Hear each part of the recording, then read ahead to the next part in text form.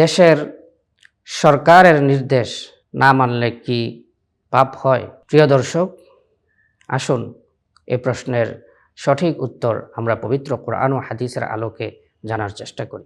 জনপ্রশাসন সংক্রান্ত রাষ্ট্রের প্রতিটি আইন কানুন, সরকারের নির্দেশ পালন করা, মান্য করা রাষ্ট্রের প্রতিটি নাগরিকের জন্য জরুরি, আবশ্যক, যতক্ষণ না পর্যন্ত তা শরিয়া বিরোধী না হবে।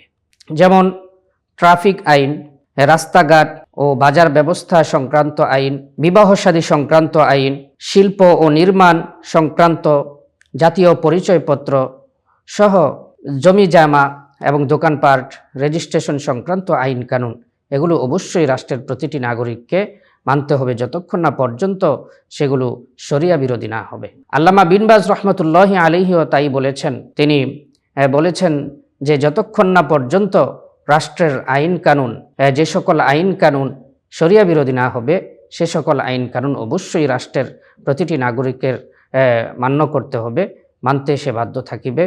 যদি সেটা সে না করে তাহলে সে গুনাহগার হিসেবে সাব্যস্ত হবে, তার পাপ হবে। সম্মানিত দর্শক, এছাড়াও রাষ্ট্রের আইন কানুন যদি না মানা হয়, যদি রাষ্ট্রের আইন কানুনের অবাধ্য হয় কোনো নাগরিক, তাহলে তাকে লাঞ্ছনার শিকার হতে হবে, বিভিন্ন শাস্তির মুখোমুখি হতে হবে।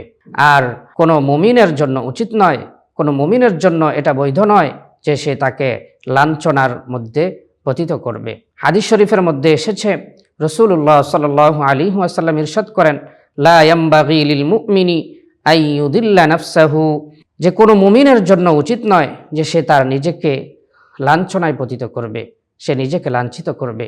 সাহাবায়ে কেরাম আরজ করলেন, ইয়া রাসূলুল্লাহ, একজন মুমিন কিভাবে তার নিজেকে লাঞ্ছনায় পতিত করবে?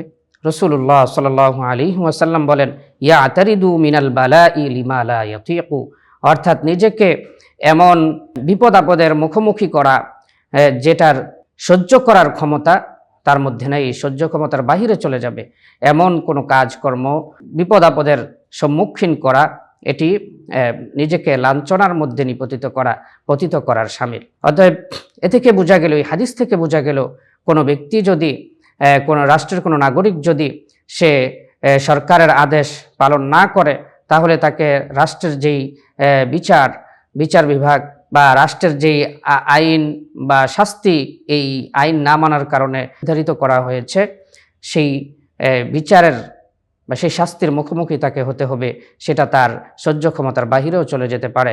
আল্লামা বিন বাজ রহমতুল্লাহি আলাইহির এই ফতোয়া এবং হাদিস শরীফের মধ্য থেকেও বিষয়টা স্পষ্ট হলো যে রাষ্ট্রের ওই সকল আইন কানুন ততক্ষণ পর্যন্ত প্রতিটি নাগরিকের জন্য মানা আবশ্যক, জরুরি, যতক্ষণ পর্যন্ত সেগুলো কোরআন হাদিস বিরোধী না হবে, শরিয়া বিরোধী না হবে।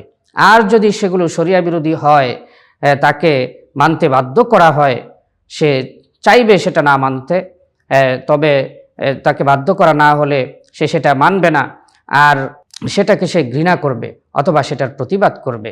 আর যদি তাকে বাধ্য করা হয় তাহলে তার উপর কোনো গুনাহ হবে না। আল্লাহ পাক রব্বুল আলামিন পবিত্র কোরআনুল কারীমের মধ্যে বলেছেন, ফামান ইদতুররা গায়রা বাগি ওয়ালা আদিন ফালা ইসমা আলাইহি, যদি বাধ্য করা হয় গুনাহ করার জন্য, হারাম খাবার ভক্ষণ করানোর জন্য বা কোনো কাজ করানোর জন্য বাধ্য করা হয়, যেটা ইসলামের মুখালিফ, বিরোধী, যেটা শরিয়া বিরোধী, এমন কাজ যদি তাকে বাধ্য করে করানো হয় তাহলে সেটার জন্য তার কোনো গুনাহ হবে না। অতএব এই সমস্ত আলোচনা থেকে বোঝা গেল যে রাষ্ট্রের আইন মান্য করা বা সরকার নির্দেশ পালন করা ততক্ষণ পর্যন্ত জরুরি, যতক্ষণ পর্যন্ত সেগুলো শরিয়া বিরোধী না হবে, এবং যদি সে শরিয়া বিরোধী না হওয়া সত্ত্বেও সে সমস্ত আইন কানুন এবং সরকারের নির্দেশ পালন না করে, তাহলে সে অবশ্যই গুনাহগার হবে।